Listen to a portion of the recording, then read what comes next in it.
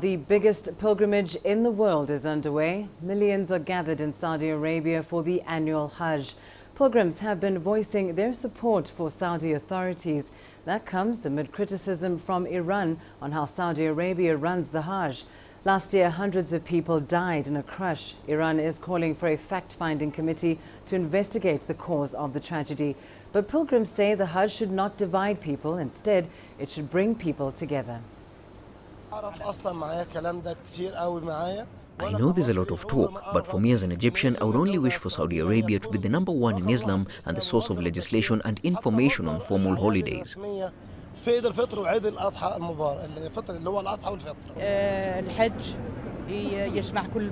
My response is that Hajj brings together all Muslims, and all Muslims are brothers. The Prophet, peace be upon him, came with a message that Muslims are brothers.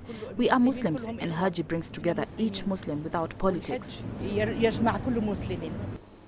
Well, let's go to Mecca now and bring you the very latest from there. We're joined by CCTV's Adel Al-Marouki. Adel, of course, the biggest pilgrimage in the world getting underway. Just tell us a little bit about what you've seen so far.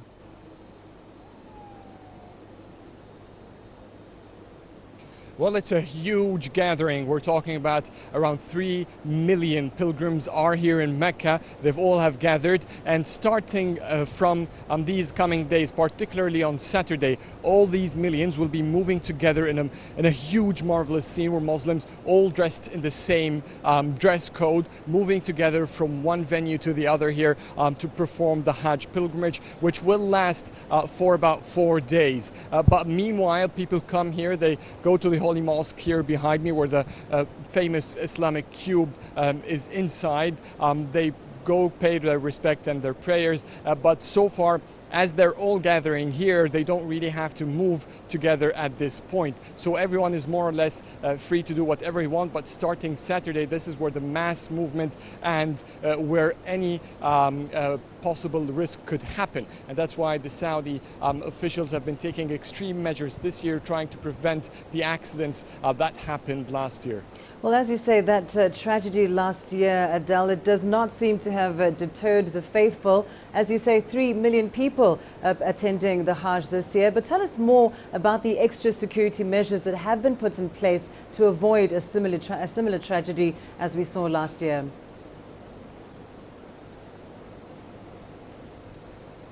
Well, Saudi officials indeed believe that they have already prepared the best possible security and organizational measures. They, however, urge all tourist companies and guides who accompany the numerous delegations from across the world to abide to these rules and the guidelines that the Ministry of Hajj and Umrah has set here to the people.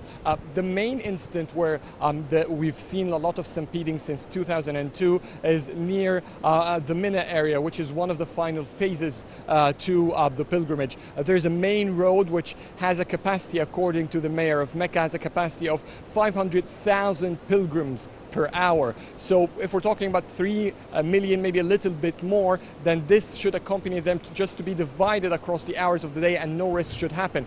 The problems always happen when there's overcrowding at this point, when people prefer, because of the heat, the extreme heat this year, people try to avoid sunlight, and they all get compressed at the late hours of the night, and this is what people here are risking. So the Saudi government is trying to impose strict measurement this time. It wants to make sure that all its guidelines will be implemented. They've intensified the number of security forces in this street. The Hajj ministry has also pushed up a huge number of volunteers this year, Saudis who have volunteered to try to help in the organization and keep a regular flow of pedestrians to move from one venue to the other without having any possible accidents happening.